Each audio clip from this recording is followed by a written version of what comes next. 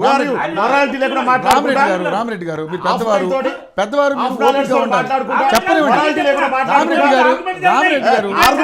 జరగలేండి. రామిరెడ్డి గారు ఆయన వర్షన్ మీ వర్షన్ మీరు చెప్పారు అన్న శ్రవణ్ గారు మీ వర్షన్ మీరు చెప్పారు మీ వర్షన్ మీరు చెప్పారు ఆయన వర్షన్ అని చెప్పనివ్వండి. ఎందుకు మీరు అంత కంగారు పడిపోతారు? అప్పుడే ఆయన మాట్లాడినవ్వండి. ఎవరు పడితే వాడు నన్ను పార్టీకి అండగట్టి నేను బాధపడను, భయపడను కూడా. ఓకే, ఎవరిని మెచ్చుకోవాలో ఎవరిని తిట్టాలో అంశాల వారికి ఉంటుంది.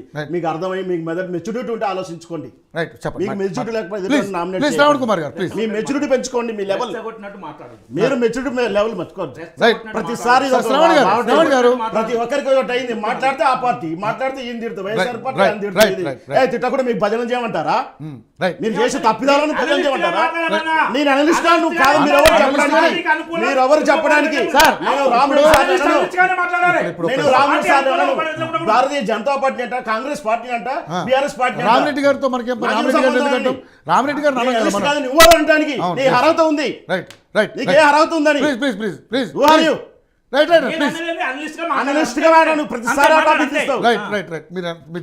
పర్సనల్ వెళ్ళకండి.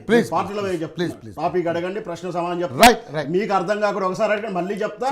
మీ మెచ్యూరిటీ లెవెల్ లేకపోతే నాది కాదు కర్మ. నేను కూర్చున్న దాంట్లో అబద్ధాలు ప్రచారం అవుతే ఖచ్చితంగా ఖండిస్తాను. అది ఏ పార్టీ అయినా కానీ, ఏ పార్టీ చెప్పండి. సార్ చెప్పిన దాంట్లోనే ముస్లిమ్స్లు మైనార్టీలకు కులాల సమీకరణ జరగట్లేదని చెప్తున్నారు. నాకున్న నాలెడ్జ్ ప్రకారం ఇది ఫాల్స్ అలిగేషన్. మీరు కుల సవరణ కుల గణన చేసేటువంటి మాన్యువల్ చూశారో చూడలేదో నాకు తెలియదు. బీసీ అంటే మతం ఏది ఉండదు.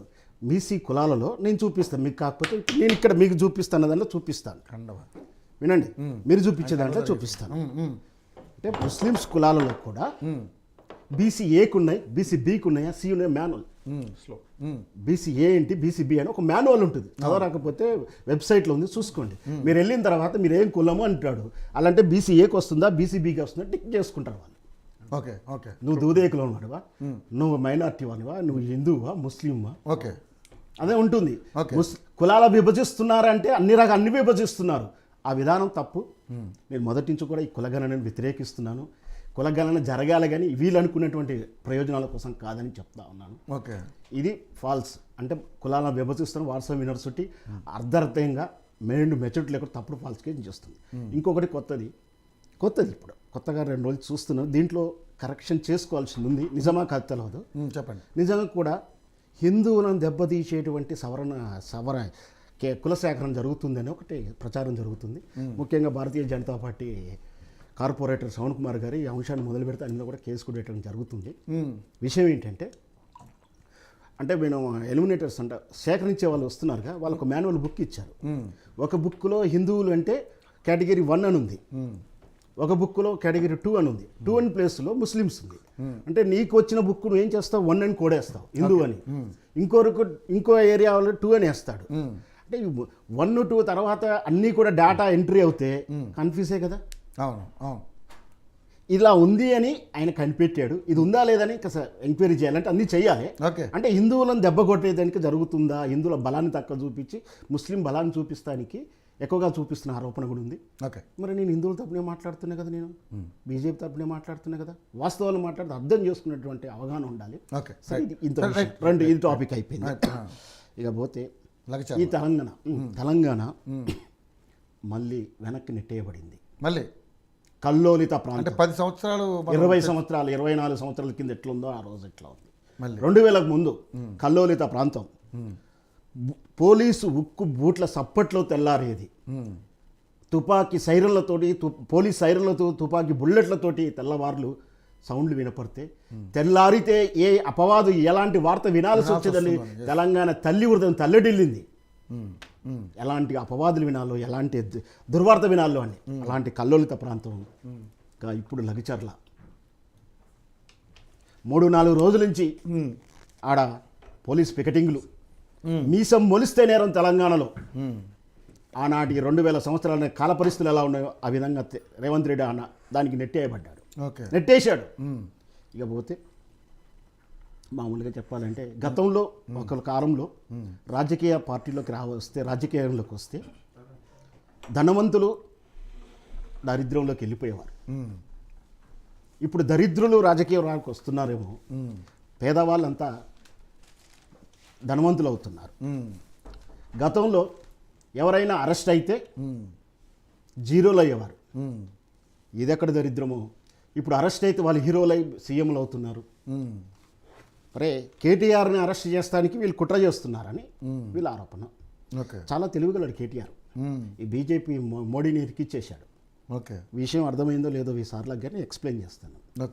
కేటీఆర్ అరెస్ట్ గురించి ఈ విషయంలో కానీ రకరకాలు వీళ్ళు పోయి గవర్నర్ గారిని పర్మిషన్ తీసుకున్నట్టు అడిగారు. ఇప్పుడు ఇరికింది భారతీయ జనతా పార్టీ లేదా నరేంద్ర మోడీ అని చెప్పొచ్చు. ఒకవేళ అరెస్ట్ చెయ్యని చెబితే ఇక్కడ కేటీఆర్ ఘర్షణలతో వాళ్ళు అరెస్ట్ అయితే వాళ్ళకు వీళ్ళ చేతుల్లో బంగారు ప్లల్లో ఉంది. ఇది బీజేపీకి నెక్స్ట్ చాయిస్ వాళ్ళకే ఉంది. అనవసరం కేటీఆర్ అరెస్ట్ చేస్తే వాళ్ళు హీరో అయిపోతుంటాడు. హీరో అయిపోతాడు పబ్లిసిటీ అనుకో రకరకాలు. అంటే నష్టం ఎవరికి? ఇప్పుడు గవర్నర్ పర్మిషన్ ఇస్తే ఇయ్యలేదనుకో, చూసారా కాంగ్రెస్ మన బీఆర్ఎస్ బీజేపీ ఒకటి. సో ఇప్పుడు గవర్నర్ గారు అంటే ఎంత తెలివిగల్ల నరేంద్ర మోడీ అమిత్ షాకే ఫజిల్ ఇచ్చాడు రేవంత్ రెడ్డి. ఎట్లా అంటే తక్కువ అంచనా వేసుకోవడం అనేది సహజమైన విషయం కాదు. అవును, కరెక్ట్, రైట్.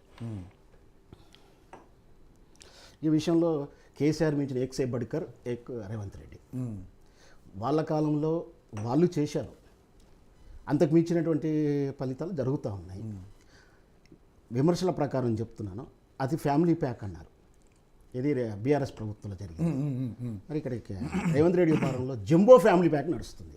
జంబో ఫ్యామిలీ ప్యాక్లో జంబో ఫ్యామిలీ ప్యాక్. మీకు తెలుసు మామూలుగా వ్యవహారం ఫ్యామిలీ అంటేనే ఎక్కువ జంబో ఫ్యామిలీ మళ్ళీ పైగా. ఓకే, కేటీఆర్ కవితక్క, హరీష్ రావు, సంతోష్ రావు, ఓ నలుగురే పరిమితం. కానీ ఇక్కడ రేవంత్ రెడ్డి ఇద్దరు సోదరులు, భార్య, అల్లుడు, కూతురు పేరు మీద కూడా జరుగుతా ఉన్నాయి. దాచుకోవడానికో పథకాలు, స్కీములు, సిటీలు ఇవన్నీ జరుగుతున్నాయి.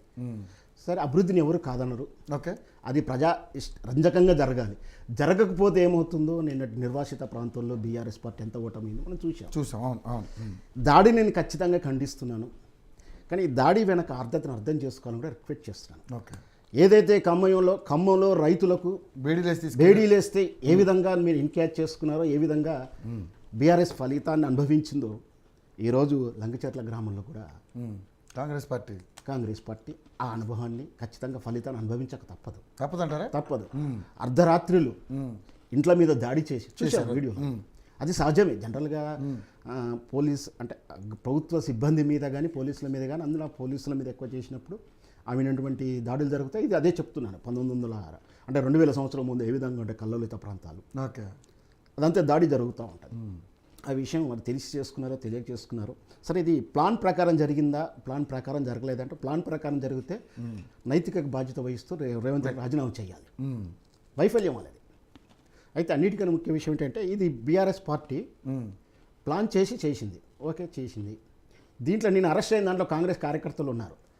కాంగ్రెస్ కార్యకర్త కాదని తెలవాలంటే అక్కడ కమిటీలు ఉంటాయి, వార్డు కమిటీ అని. జనరల్గా అభిమాని వేరు, స్పష్టంగా కాంగ్రెస్ వాళ్ళు ఉన్నారు.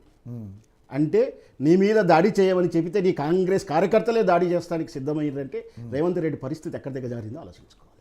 ఓకే, బీఆర్ఎస్ చెప్తే నేను కొడతానికి బీఆర్ఎస్ పార్టీ చెప్తే వీళ్ళు రెడీగా ఉన్నారంటే ఏం జరుగుతుంది అంటే, ప్రజల్లో అసంతృప్తి ఉంది, నీ పార్టీ కార్యకర్తల్లో అసంతృప్తి ఉంది. నువ్వు చెప్తే ఇంటలేవని నీకు ఆ సలహా మండలి వాళ్ళే చెప్తున్నారు, నీతోటి ఎమ్మెల్యేలు చెప్తున్నారు, నీతోటి వాళ్ళు చెప్తున్నారు.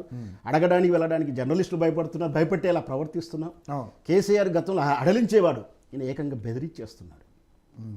కేసీఆర్ రివర్స్ ట్రీట్ చేసేవాడు. ఏం నీకేమైనా కావాలా, ఇక అక్కరానే అని వాటిలో జరుగుతున్నాడు. ఆయన అదిలిచ్చాడు, ఈయన బెదిరిస్తున్నాడు. సో ఈ విధంగా జరుగుతూ ఉంది. ఈ దాడి బెదిరించి భూములు లాక్కుంటున్నారు, మేము సావరణ చేస్తాం కానీ భూములు మాత్రం ఇవ్వని అంటున్నారు. నిజంగా బెదిరించి భూములు లాక్కునే పరిస్థితి అక్కడ ఉందంటారా? ఖచ్చితంగా. ఎందుకంటే కేటీఆర్ని వీళ్ళు లెక్క చేయట్లా అరెస్ట్ చేస్తున్నారు, బొళ్ళో చేస్తున్నాడు. మనమెంత? ఓకే, మనమెంత? సామాన్య సగటు పరీక్షలు అది కాదు. మీరు తప్పు లైన్. సారీ, చెప్పచ్చు. ఈ సమాజంలో ఇప్పుడు ఈ మోడర్న్ వరల్డ్ లో రైతుకు భయపెట్టి భూములు లాక్కునే కేసీఆర్ మాత్రం ఏం చేసిండు? థాట్ ప్రాసెస్ ఈ గవర్నమెంట్ కు ఉందా లేదా?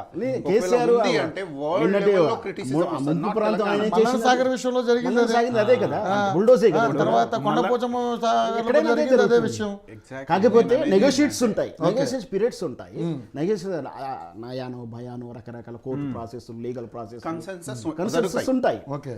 ఎట్టి పరిస్థితి ప్రభుత్వం తలుచుకుంటే ఆగదు, లేట్ అవుతుందేమో. సో ప్రభుత్వం అది ఏ ప్రభుత్వం definitely చేస్తుంది. నేను ఈ రోజు కాదనలే. ఇక్కడ బీఆర్ఎస్ ప్రభుత్వం కాదు, ఇక్కడ కాంగ్రెస్ కాదు, ఇతర మన బీజేపీ మనకు రాకుండా బీజేపీ ప్రభుత్వాలు కూడా అదే జరుగుతుంది. Yes.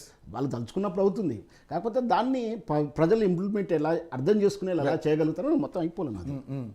సో ఇక్కడ ఆల్రెడీ ఇక్కడ హైదరాబాద్లో ఉన్న ఫార్మాసిటీని రాగానే ప్రమాణ స్వీకారం పచ్చి ఆరక ముందుకి రద్దన్నాడు, దాని తర్వాత స్వాగతించాడు. తర్వాత దాని తెర వెనుక ఏం జరిగింది ఎవరికి ఇంత తెలియదు. సరే, ఈ కొడంగల్ అభివృద్ధి జరగాలి, కొడంగలే కదా ఏదైనా జరగాలి. సహజంగా ఎవరైనా ఎవరు మంత్రి ఎవరు ముఖ్యమంత్రి అవుతే వాళ్ళ ప్రాంతాన్ని అభివృద్ధి చేసుకోవాలి, తప్పేం లేదు. ప్రజాభిష్టంగా జరిగి ఉంటే బాగుండేది. అది వాస్తవానికి కుట్రపూరితంగా జరిగిందా, ఏం జరిగిందా, ఎలాగైనా నేరం జరిగింది. నేరం వెనక సామాన్య సగటు పేదవాడే ఉన్నాడు. ముఖ్యంగా దళితులు, ఎస్సీ ఎస్టీలు వాళ్ళే ఉన్నారు దాంట్లో ఎక్కువ శాతం. పైగా అందరూ కూడా రైతే. ఇక్కడ ఏంటంటే రైతులు లేరు, వాళ్ళ మీద భూమి లేదు అంటున్నది. అది బహుశా నేను లాజికల్గా ఒప్పుకోలేను. ఎందుకంటే నా పేరు మీద ఉండకపోవచ్చు, మా నాయన పేరు మీదనో, మా అమ్మ పేరు మీదనో, మా తాత పేరు మీదనో ఉంటుండొచ్చు. అవును. ఒకవేళ నాకు భూమి లేకున్నా అక్కడ ఉంటున్నా, నేను నివసిస్తుంటే ఆ నీళ్లు తాగాలి, ఆ గాలి పీల్చాలి, నేను బాధితుడిని అవుతా. సో ఎక్కడో ఆకతాయిలు ఉండకపోవచ్చు అని నేను కొట్టిపడేయను. ఉంటారు సహజంగా, మనం చూస్తాం సమూహంలో ఉన్నప్పుడు ఎవరో ఒకరు వెనకకెళ్ళి కొడుతుంటారు, నెట్టేస్తుంటారు, ఎవరో ఒకరు ఉండొచ్చు. సరే, కలెక్టర్ గారిని మిస్లీడ్ చేశారని చెప్తా ఉన్నారు. బహుశా మిస్లీడ్ చేసినా ఏం చేసినా వెళ్ళిన తర్వాత అలా జరగకుండా ఉంటే బాగుండేది. ఓకే. ఖచ్చితంగా ఇట్లాంటి పునరావృతం కాకూడదంటే ప్రజల అభిష్టాన్ని తెలుసుకోవాలి. అది అడిగితేనే కాంగ్రెస్ పార్టీ మేము ఆ ప్రయత్నం చేయడానికి వెళ్తేనే మా మీద దాడి చేశారని చెప్పేసి మాట్లాడుతూ ఉన్నారు. సరే, రైట్. ఫైనల్గా చెప్పండి నగేష్ గారు, నిజంగానే మరి కేటీఆర్ అరెస్ట్ని మీరు ఎందుకు అంత ఇష్యూ చేస్తున్నారు? కేటీఆర్ అరెస్ట్ని ఎందుకు మీరు అంటే మీరు హైలైట్ చేస్తున్నారు? అంటే ఆయనకే హైలైట్ చేసుకుంటాడో తెలియట్లేదు, కానీ కేటీఆర్ అరెస్ట్ అయితే ఉంటుందని చెప్పేసి మీరందరూ, మీ నాయకులందరూ కూడా మాట్లాడుతూ ఉన్నారు. నిజంగా మరి ఆయన అవినీతి చేస్తుంటే దానికి సంబంధించి ఇప్పుడు అంటే ఏదైతే గవర్నర్ గారి